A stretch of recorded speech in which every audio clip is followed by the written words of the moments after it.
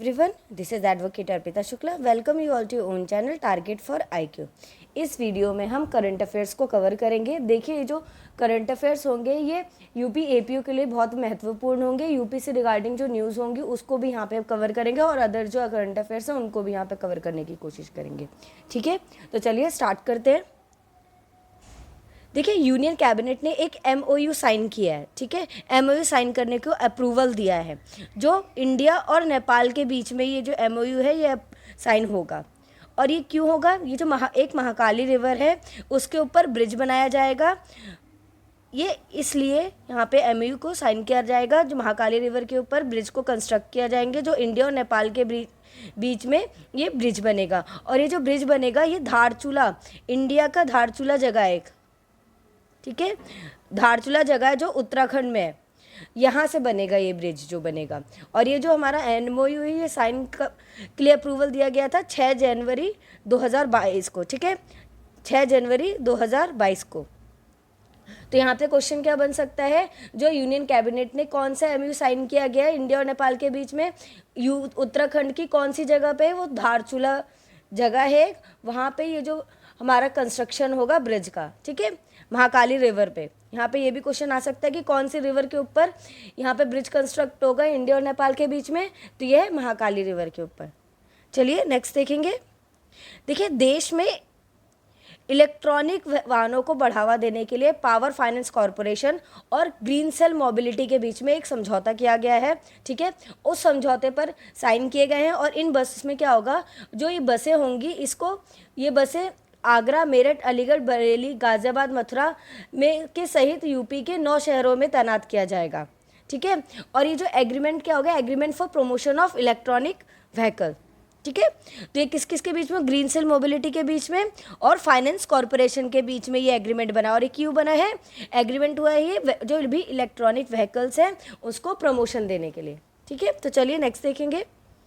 इसरो ने अभी एक एग्रीमेंट साइन किया है ओप्पो के साथ। किसके साथ? ओप्पो के साथ एक एग्रीमेंट साइन किया है, जिसमें क्या होगा कि जो हमारी नेविक मैसेजिंग सर्विसेज है उसके रिसर्च और डेवलपमेंट को स्ट्रॉन्ग करने के लिए चाइना ने एक स्मार्टफोन डिवाइस मेकर ओप्पो की इंडियन आर्म के साथ एक एग्रीमेंट साइन किया है। ठीक है, किसके साथ किया गया है? ये इसरो ने साइन किया है एग्रीमेंट, ओप्पो के साथ किया है, जिससे जो भी रिसर्च और डेवलपमेंट हो सकेगा नेविक मैसेजिंग सर्विसेज में। ठीक है, देखिए, पियरे ओलिवर गॉरिंशेस ये चीफ इकोनॉमिस्ट अपॉइंट किए गए हैं इंटरनेशनल मॉनेटरी फंड के। इससे पहले हमारी कौन थी? गोपी गीता नाथ जी थी। ठीक है, वो बहुत इंपॉर्टेंट क्वेश्चन था वहाँ से, क्योंकि वो पहले वुमेन बनी थी जो चीफ इकोनॉमिस्ट बनी थी इंटरनेशनल इंडिया की ओरिजिन की। ठीक है, तो अभी क्वेश्चन क्या आ सकता है? इंटरनेशनल मॉनेटरी फंड के न्यू चीफ इकोनॉमिस्ट कौन है? तो वो है पियरे ओलिवियर गॉर्निशेस। ठीक है, नेक्स्ट देखते हैं। डॉक्टर अनुपम रे जो सीनियर ऑफिसर ऑफ आईएफएस मतलब इंडियन फॉरेन सर्विसेज के सीनियर ऑफिसर्स थे, इनको नेक्स्ट एम्बेसडर बनाया गया है इंडिया के, जो क्या होगा? To the UN conference on disarmament in Geneva में। ठीक है, तो जो यूएन कॉन्फ्रेंस है डिसआर्ममेंट जेनेवा में, उसके भारतीय एम्बेसडर किसे बनाए गए हैं? डॉक्टर अनुपम रे को बनाया गया है। तो यहाँ पे क्वेश्चन आ सकता है कि यूएन कॉन्फ्रेंस ये है जो उसका डिसआर्ममेंट जनरल में उसके भारतीय एम्बेसडर किसे बनाया गया है? तो ये बनाया गया है हमारे डॉक्टर अनुपम रे को। ठीक है, नेक्स्ट देखेंगे। टीएस तिरुमूर्ति जो यूनाइटेड नेशन की सिक्योरिटी काउंसिल है हमारी, उसकी जो टेररिस्ट कमेटी बनाई गई है उसके जो चेयरमैन है वो कौन बनाए गए हैं? टीएस तिरुमूर्ति। तो क्वेश्चन आ सकता है, देखिए इंपॉर्टेंट क्वेश्चन बन जाता है यहाँ से। तो यहाँ से क्वेश्चन क्या बनता है? जो टेररिस्ट कमेटी है यूनाइटेड नेशन सिक्योरिटी काउंसिल की, उसके न्यू चेयरमैन कौन है? तो वो है हमारे टीएस तिरुमूर्ति जी। ठीक है, नेक्स्ट देखते हैं। हाइथल एल घैस ये न्यू सेक्रेटरी जनरल बन गए हैं ओपेक के। ठीक है, किसके? ओपेक के न्यू सेक्रेटरी जनरल बन गए हैथम एल घयास। तो क्वेश्चन यहाँ से बनता है ओपेक के न्यू सेक्रेटरी जनरल कौन है? तो हैथम एल घयास है। अभी ओपेक की फुल फॉर्म क्या है? ओपेक की फुल फॉर्म है हमारी petroleum organisation of petroleum exporting countries. OPEC की फुल फॉर्म है organisation of petroleum exporting countries. देखिए फुल फॉर्म से क्वेश्चन आ सकता है तो इसको आपको पता होना चाहिए। नेक्स्ट देखेंगे, आयशा मलिक जो है ये पहली वुमेन जज बन गई है पाकिस्तान के सुप्रीम कोर्ट की। ठीक है, तो क्वेश्चन आ सकता है कि कौन सी वुमेन बनी है अभी पाकिस्तान की सुप्रीम कोर्ट की फर्स्ट वुमेन जज बनी है, तो वो है हमारी आयशा मलिक बनी है। ये आगे चीफ जस्टिस भी बन सकती हैं पाकिस्तान की। नेक्स्ट देखेंगे, देखिए दुर्गा शंकर मिश्रा जी, ये यूपी उत्तर प्रदेश के चीफ सेक्रेटरी बने। तो कोई यहाँ से देखिए इंपॉर्टेंट क्वेश्चन बन सकता है यूपी एपीओ के लिए कि उत्तर प्रदेश के चीफ सेक्रेटरी कौन है, तो ये हमारे श्री दुर्गा शंकर मिश्रा जी। ठीक है, नेक्स्ट देखेंगे, देखिए प्रजक्ता कोहली है जो एक क्या है यूट्यूबर भी हैं और ये एक एक्ट्रेस भी हैं। ठीक है, इनको मिला development programme youth climate champion award मिला गया। तो क्वेश्चन आ सकता है development programme youth climate champion award किसको मिला है, तो ये प्राजक्ता कोहली को मिला है जो एक पेशे से यूट्यूबर भी है और क्या है मॉडल भी है और एक्ट्रेस भी है। ठीक है, नेक्स्ट देखेंगे, the power of the dog is the best film at golden globe. Golden globe में बेस्ट फिल्म ड्रामा कैटेगरी में जो अवार्ड मिला है वो मिला है the power of the dog award में। ठीक है, the power of the dog को गोल्डन ग्लोब में बेस्ट फिल्म ड्रामा कैटेगरी में अवार्ड मिला गया है। ठीक है, नेक्स्ट देखेंगे, देखिए इंपॉर्टेंट है, इससे क्वेश्चन आ सकता है। नेक्स्ट देखेंगे, बेस्ट फीफा फुटबॉल अवार्ड 2021 में बेस्ट फीफा मेंस अवार्ड किसको मिला है, रॉबर्ट लिवांडोस्की को। किसको, रॉबर्ट लिवांडोस्की को। ठीक है, और बेस्ट फीफा वुमेन प्लेयर किसे मिला है, एलेक्सिया पुटेला को। तो यहाँ पे क्वेश्चन पूछा जा चुका है पहले भी कि बेस्ट फीफा वुमेन प्लेयर किसको अवार्ड मिला है, तो ये मिला है हमारा इस बार एलेक्सिया पुटेला को। ठीक है, इंपॉर्टेंट है तो इसको आप याद रखिएगा। नेक्स्ट देखेंगे, नेशनल वाटर अवार्ड 2020, जो हमारा नेशनल वाटर अवार्ड 2020 ये अभी लेटेस्ट का देखिए 2020 का ही अभी और कोई अभी निकाला नहीं गया है।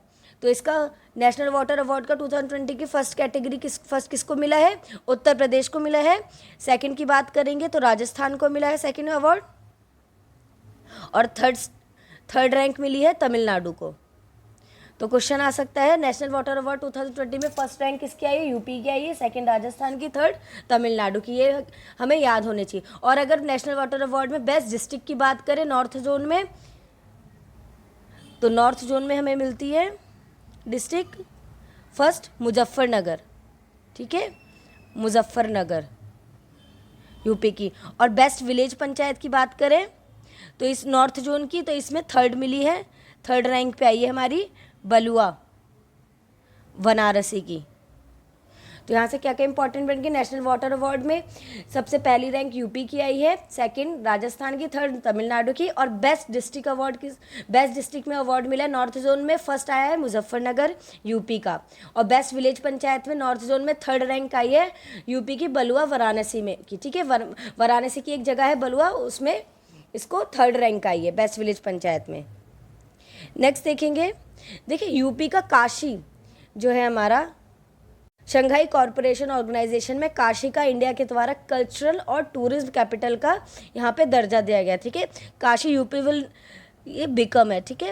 Become the cultural and tourism capital.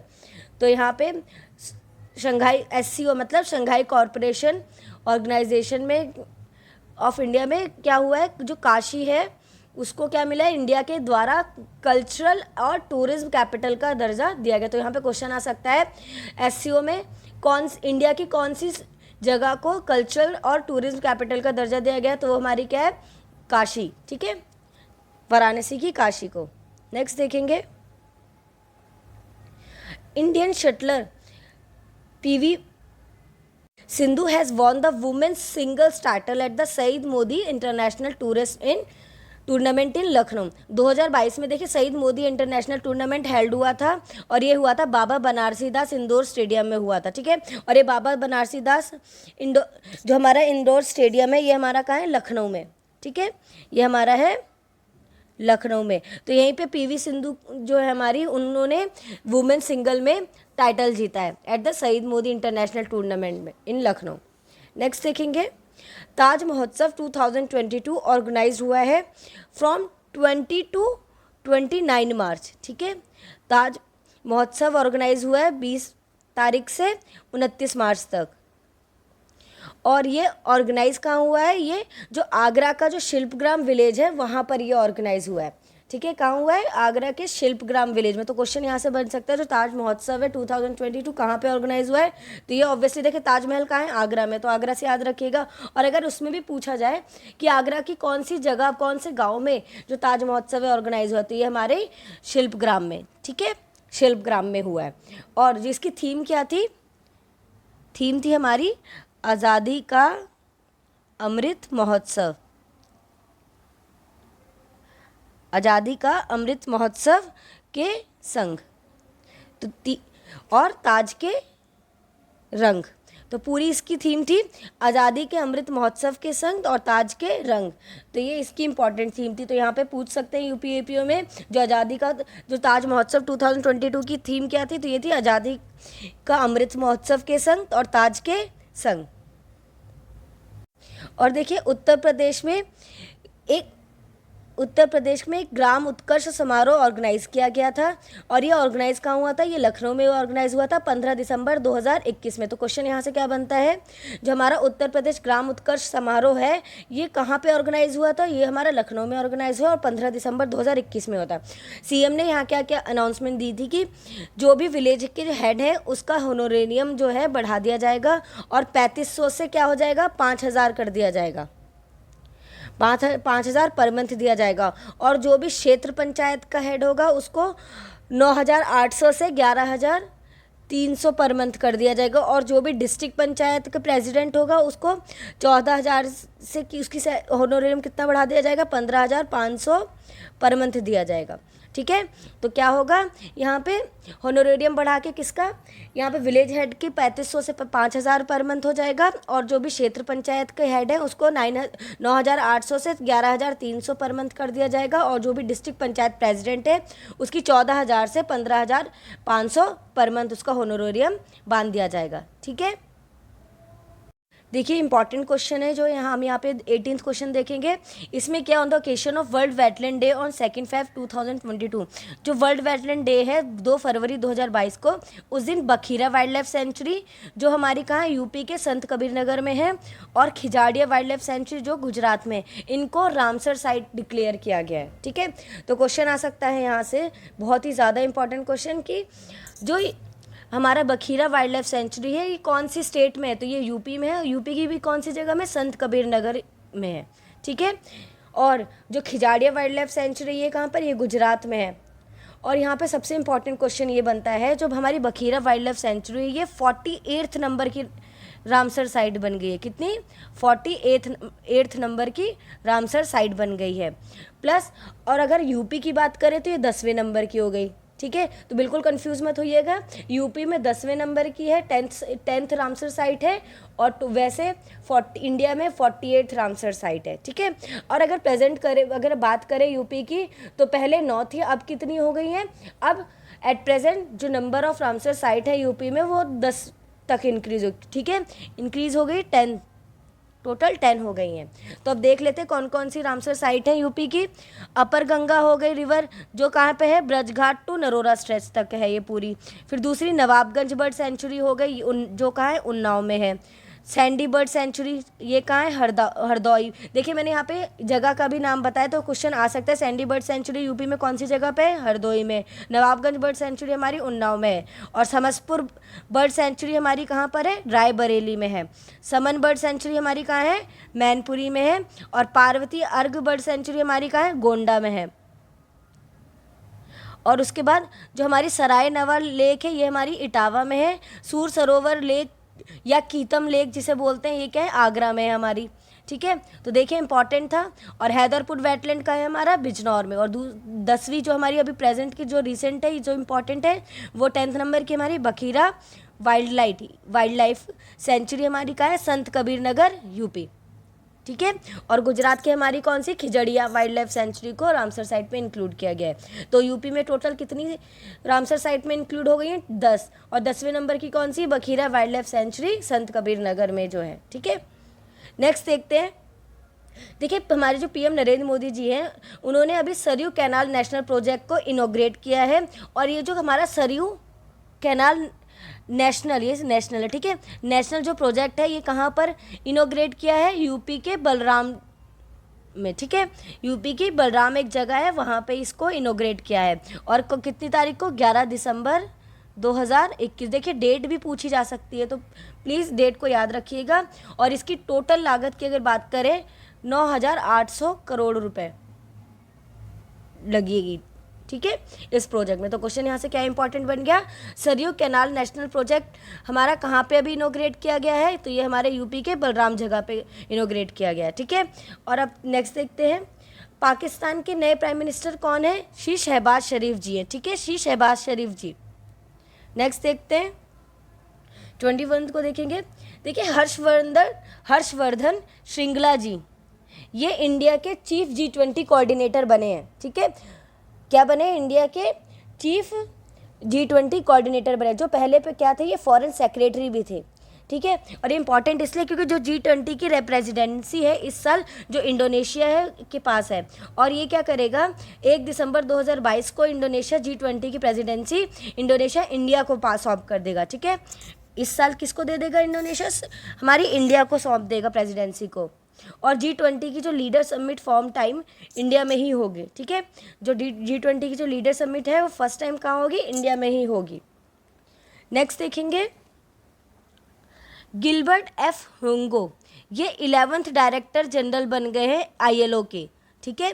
ILO मतलब इंटरनेशनल लेबर ऑर्गेनाइजेशन। देखिए मैंने पहले भी बोला था कि जो फुल फॉर्म है आती ही आती है, तो इसको ज़रूर करिएगा, इसको कहीं से भी स्किप मत करिएगा। नेक्स्ट देखेंगे सुमन बेरी, ये हमारी न्यू वाइस चेयरमैन बन गए हैं नीति आयोग के, ठीक है। तो हमारे अभी रिसेंट वाइस चेयरमैन कौन है नीति आयोग के, श्री सुमन बेरी जी हैं। और उससे पहले कौन थे, राजीव कुमार जी थे, ठीक है, राजीव कुमार जी। नेक्स्ट देखेंगे UPSC के जो नए चेयरमैन है कौन है, श्री मनोज सोनी जी हैं।